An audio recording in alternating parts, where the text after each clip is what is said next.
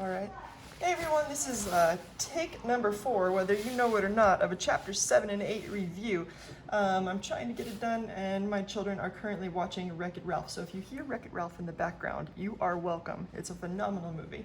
And so hopefully this take is the last one I have to do. So we are going to go ahead and begin. In chapter 7, you have one master equation to memorize.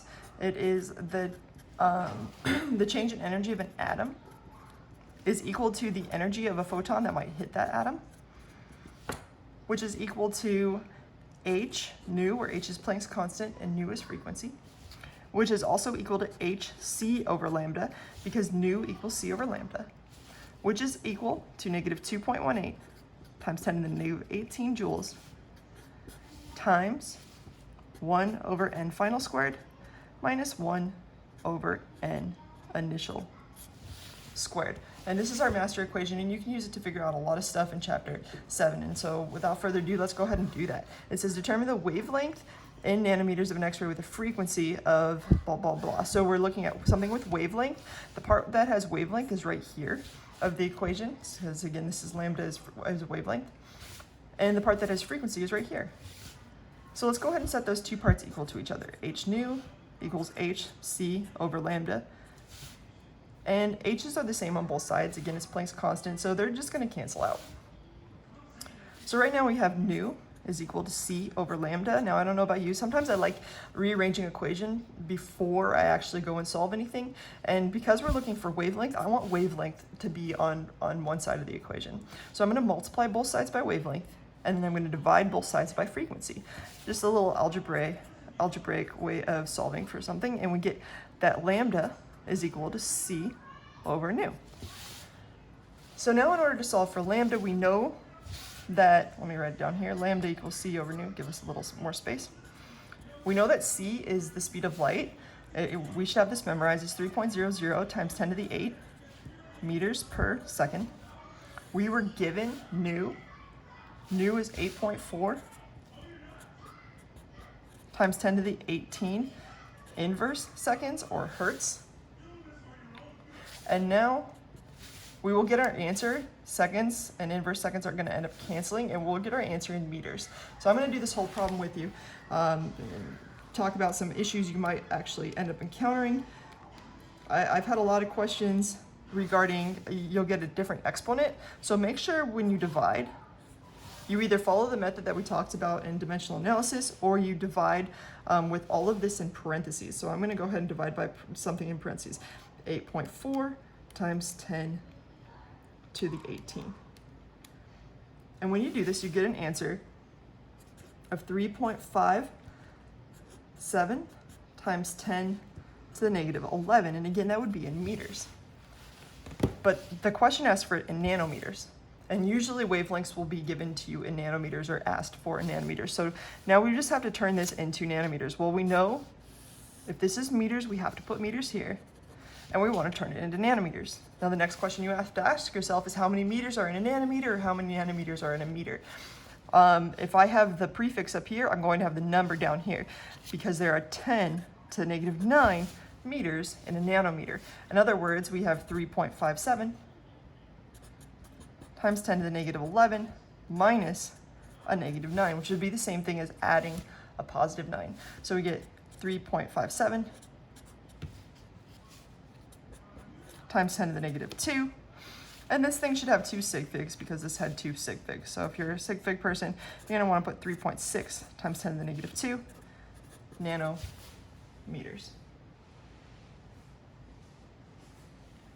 All right, moving on to the next question. Which of the following statements is not true? It says energy increases as wavelength decreases. So let's go ahead and rewrite our master equation again. Down here we have the energy, I'm going to skip some stuff. The energy of a photon is equal to h nu, which is equal to hc over lambda, because this looks like everything has to do with energy, frequency, and wavelength, as far as I read wavelength, frequency, wavelength, energy. So I just wanted to include those portions in here. All right, so energy increases as the wavelength decreases. So if this number goes down, the denominator goes down, that number gets smaller and smaller and smaller, this number should technically go up. So that absolutely makes sense. Energy increases as the frequency decreases. So, so will this increase? Oh, oh, never mind, I misread it. I was like, that's not true. Energy increases as the frequency increases. So if this one goes up, this one also goes up, and that is absolutely true. The frequency increases as the wavelength decreases. So if this one goes down, this one absolutely has to go up. So just proportionally. Now, if you I really hate looking at equations and trying to figure that stuff out, even though that was what I went to. This is kind of maybe a lazy way of going about it. I would rather you actually think it through and know that per our discussions, that frequency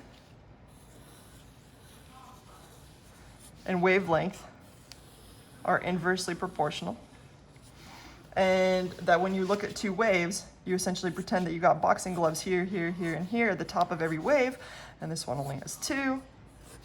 And they're the same size boxing glove, and if these things are boxing and hitting something, boom, boom, boom, boom, boom, boom, boom, boom, boom, the one on the top is hitting a lot more, and that's why this one has higher energy. It's also more frequent, right? Because they're going at the exact same speed. They'll be going at the speed of light. Boom, boom, boom, boom, boom. This one also has a higher frequency, right? This one has lower energy and a lower frequency. And now let's look at the wavelength. Well, this from here to here is a lot smaller than from here to here. So this one actually has a lower wavelength, and this one has a higher wavelength. And so you can see just by thinking these things through that you should be able to get the same exact answer. Energy increases as the wavelength decreases. Well, here the wavelength decreased and the energy increased. So yes, and you can go through and look at each of these and figure that out. All right. Question number 3. That is question number 9. There we go. So what is the wavelength of a particle that has an energy of bleh? Well, our master equation, if we look at the portion that has wavelength, we know that that's hc over lambda, and we set that equal to energy of a photon. So essentially, just looking at the master equation, it asks for energy and it asks for wavelength. So I just put these two things and I equaled them to each other. And for some reason, I decided to reverse them and make it more confusing on you. I'm very sorry for that. I don't know why I did that, but I'm not going to do 5 takes. So we're moving on. In other words, we have hc over lambda is equal to 2.15 times 10 to the negative 19 joules.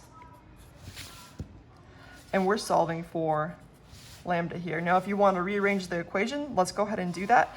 You would have hc over 2.15 times 10 to the negative 19 joules is equal to lambda. What I did here is I multiplied this side by lambda, and then I divided the h and the c by the 2.15 times 10 to the negative 19. Now, if we do this all together, we know that h is 6.626 times 10 to the negative 34 joules per second.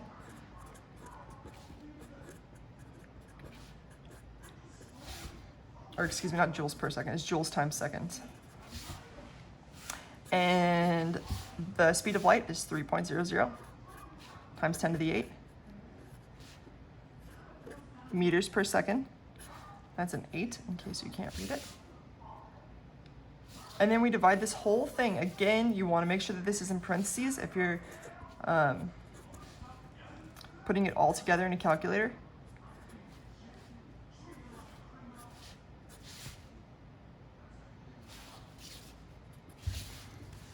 And if you do this, let's go ahead, I'll do it with you just to, so you know I'm on the same page as you. We got 6.626 times 10 to the negative 34 times 3 times 10 to the 8 divided by, in parentheses, 2.15 times 10 to the negative 19.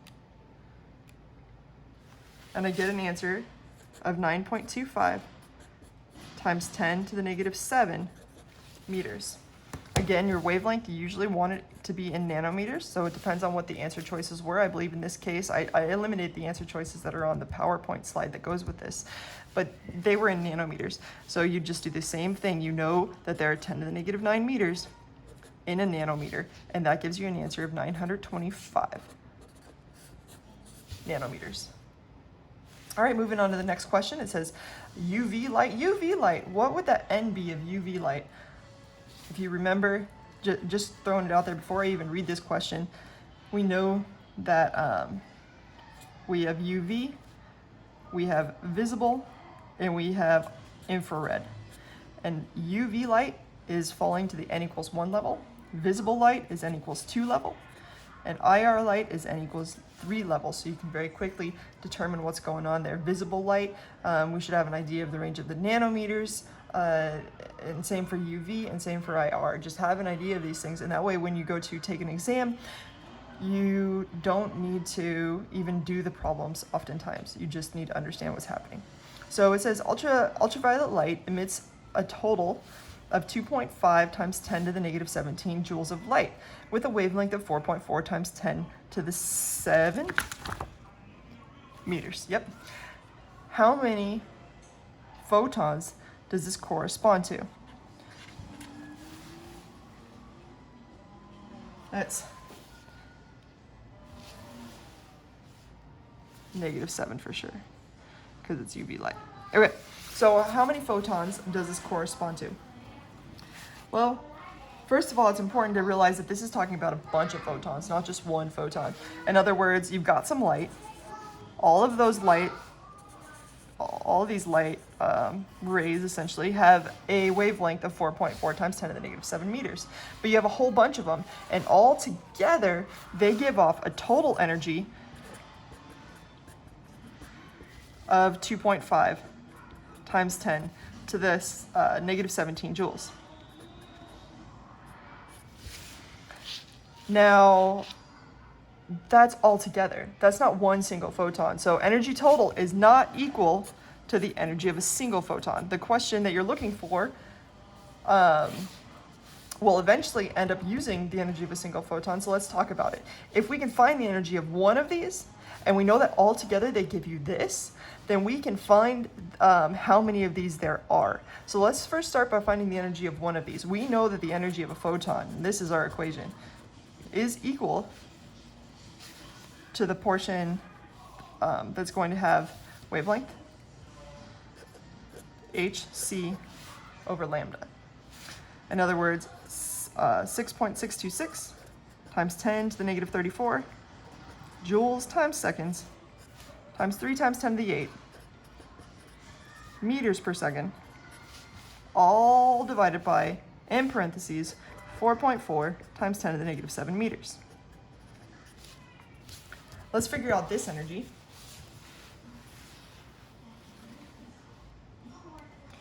And the energy of a single photon should always be less than 2.18 times 10 to the negative 18. The same number that's in our master equation. So 6.626 times 10 to the negative 34 times 3 times 10 to the 8 divided by, in parentheses, 4.4 times 10 to the negative 7. And I get an answer of 4.518 times 10 to the negative 19 joules. This is the energy of a single photon. This is the energy of one of these. This is the energy of all of them. So how do you figure out how many of these there are? Well, you take the total, 2.5 times 10 to the negative 17 joules, divided by the individual, 4.518 times 10 to the negative 19 joules. Put that in parentheses, and you'll find that you have 55 photons. Pretty rad, right? I think it is. Okay, moving on. Number 5. What is the frequency in hertz of a single photon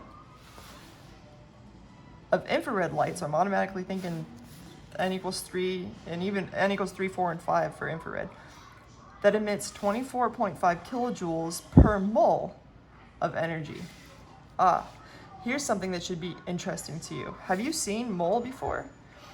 Now, maybe you've seen it, but when we're talking about energy of a photon, or even energy total, this is in units of joules. It's always been in units of joules. And so this is talking about kilojoules per mole. So the first thing we have to do is get rid of that mole. In order to get rid of that mole, let's look at what we've got. It says 24.5 kilojoules. I automatically put that times 10 to the third joules per mole. And it wants to know a single photon. So right now it's talking about all this energy in a mole of photons. In other words, 6.022 times 10 to the 23rd photons. So we know that in a mole of something, there are 6.022 times 10 to the 23rd photons. It's kind of a weird way to go about it. I'd rather just logically think it through. If you got that much per mole, you gotta divide that much by how many things there are. And there are 6.022 times 10 to the 23rd things. So our moles are gonna cancel, and that gives you joule per photon. If you do this calculation, let's go ahead and do it. 24.5 times 10 to the third divided by 6.022 times 10, whoops.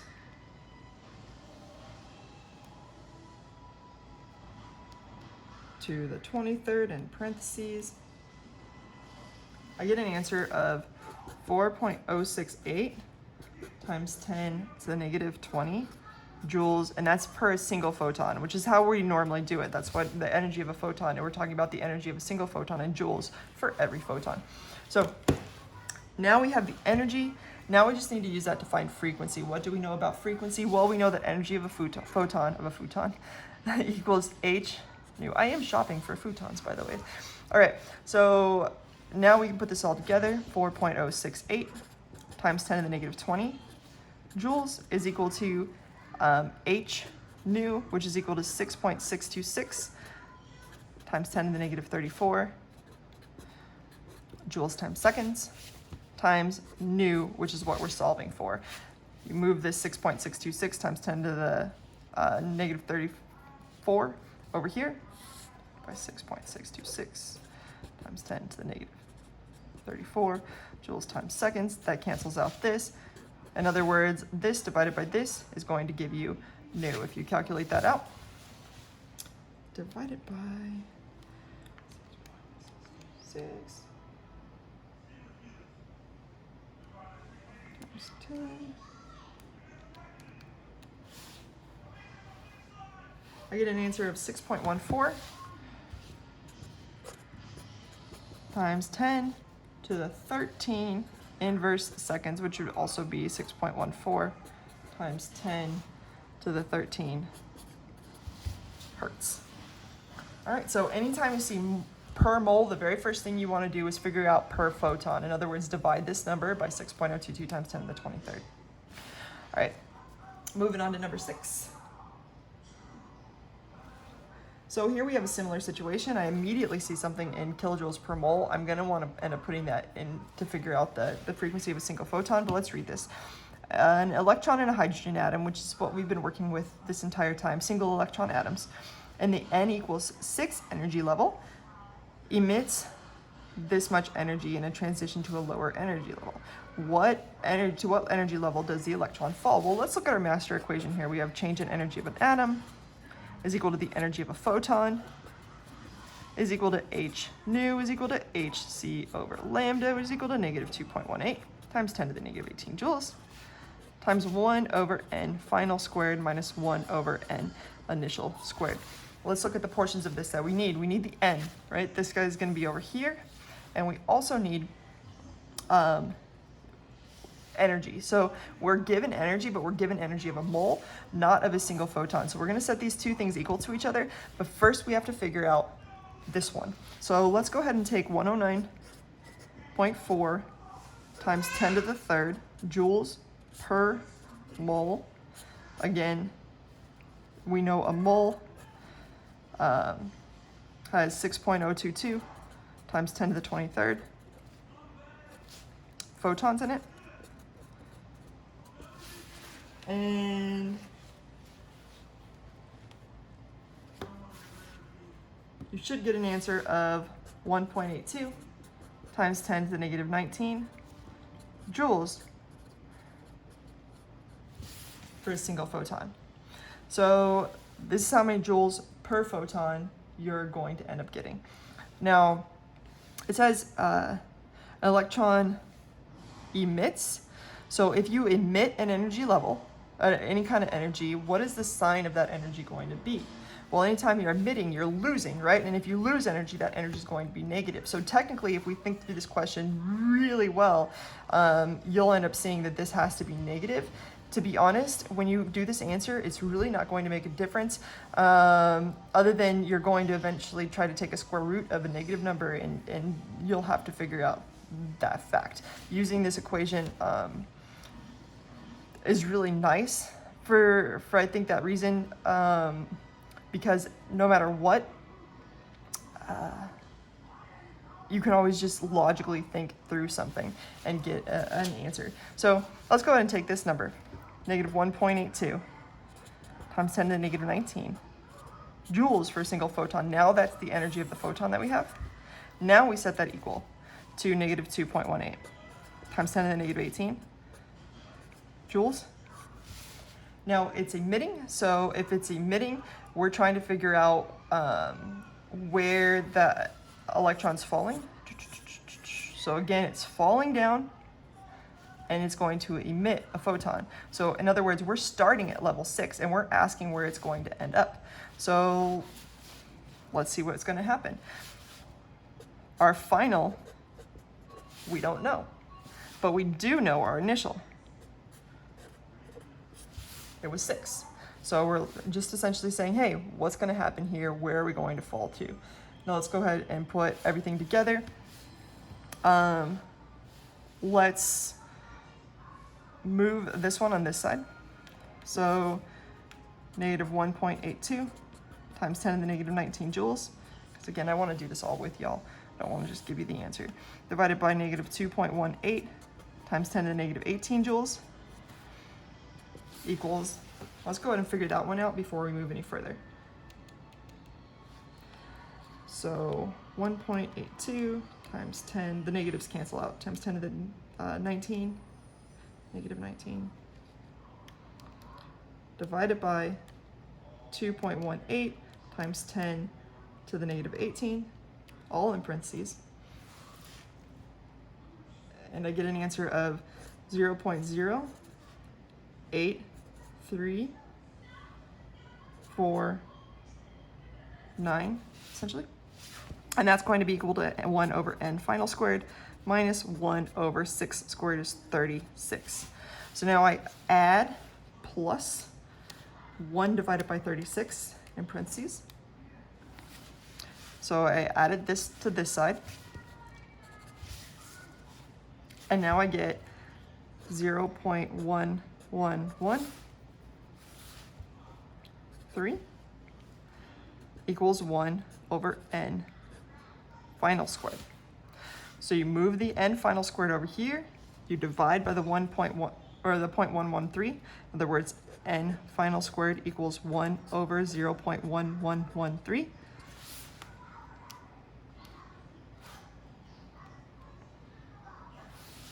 And I find out that that equals 9. It's actually 8.99. So now I'm going to take the square root, and I'll find that n equals 3. And you should get a whole number, or really darn close to a whole number, and that's how you know you did well. So essentially, this is infrared light.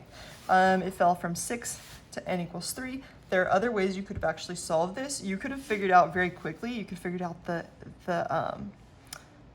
the wavelength and found out that it's greater than visible light, like 700, 800, 900, and then you would have known that this was n equals 3 because it's in the infrared range. So that's even a faster way of doing it. And when you get to know light really well, it's really fun to take shortcuts. All right, number 7. Determine the wavelength in nanometers of light absorbed an electron and a hydrogen atom transitions from 3 to 5. So this is a really, really common type of problem. Essentially, we've got two portions of our equation we'll be working with. One is going to be hc over lambda, and the other is negative 2.18 times 10 to the negative 18 times 1 over n final squared minus 1 over n initial squared. That's because we're dealing with n, and we're also dealing with wavelength. So let's go ahead and figure it out. We've got 6.626 times 10 to the negative 34 joules times seconds times 3 times 10 to the 8 meters per second, all divided by some lambda, and that's equal to negative 2.18 times 10 to the negative 18 joules times, it says it transitioned from n equals 3 to n equals 5. That tells me this one's my initial, this one's my final. Again, it really doesn't matter as long as you're using, use some logic in the end. So my final was 5, so I've got 1 over 5 squared minus 1 over 3 squared. I can move my lambda over here and divide this by over here. I'm just going to kind of piece it out here just to make sure we're all on the same page. So I'm going to take 6.626 times 10 to the negative 34 times 3 times 10 to the 8. And I think I messed up real quick. 6.626 times 10 to the negative 34 times 3 times 10 to the 8. Never hurts to do a problem again.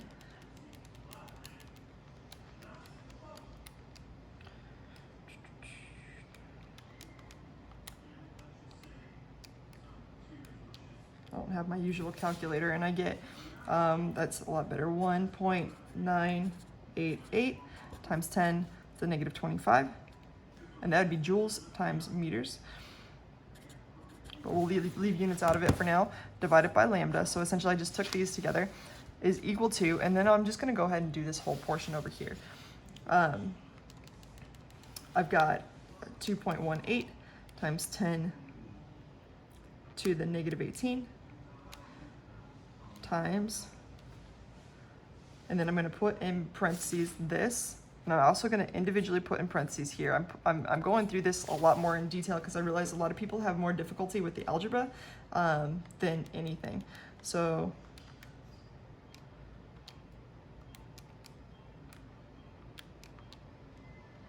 times 1 divided by 25 minus 1 divided by 9. And I get 1.55 times 10 to the negative 19, which is actually the energy of that single photon. Now we can move lambda over here and move this over here. And we have 1.988 times 10 to the negative 25 divided by 1.55 times 10 to the negative 19 is equal to lambda is equal to, I'll let you know, 1.988 times 10 to the negative 25 divided by 1.55 times 10 to the negative 19. And I get 1.283 times 10 to the 1, 2, 3, 4, 5, 6. I'm counting places in my calculator. Times 10 to the negative 6 meters. If you put this, if you use our dedunk, 10 to the negative 9 meters in a nanometer, you will find out that this is 1283 nanometers. It's hard to know how many sig figs this should result in because this is infinite and this is infinite. These levels are an infinite number of sig figs. So you're pretty much going to be at the mercy of your constants. This one actually has 3. So I believe the answer key gives you 4. Technically, I would argue that it's 1280 nanometers because you want to base it off the one that has the least. All right, question 8. What is wrong with the following set of numbers, of quantum numbers? So let's go through quantum numbers real quick. If you remember n, like if you have 1s, 2s, 3p, or whatever the situation is, this is going to be your n. And this will use a number to represent with an L. But the first thing that we see here is an n equals 2. So this is 2 something. Now let's look at the next one. L equals 2. Well, we have, for L, we have our S, P, D, and F. That's 0, 1, 2, and 3. So here we're representing an n equals 2, which is 2. If L equals 2, this is a D. So it's 2D. Let me ask you, is there a 2D orbital? The answer to that is no. There are no 2D orbitals. There's one S, there's a 2S and a 2P, but there is no 2D. So as we go through and look at this, it says M sub L must be greater. It has nothing to do with M sub L. We know that this is the issue. L must be greater than or equal to N. No, because we just had a 2 and a 2. So if it's equal to, we know that that's not going to work. L has a maximum value of n minus 1. Well, let's think about what that means. Okay, so let's think about this. L has a maximum value of n equals 1. Well, let's talk about our n's. We got a 1, 2, 3, and 4, if this is our n's. Our possible L's for that, we have a 1s, right? Do we have a 1p? No. Now let's look at the n here. Here we have a 2. We have a 2s, in which case the L would be 0, and a 2p, in which case the L would be 1. Let's look at the n of 3. Well, we've got 3s orbital, easily. We have a 3p orbital, right? So L can be 1. And we also have a 3d orbital. So are you seeing a pattern? No matter what, even down to the 4, we have a 4s, we have a 4p, we have a 4d, and we even have a 4f. And so the pattern is that it's always going to be n minus 1 is the maximum value for L. And that's why C ends up being your answer.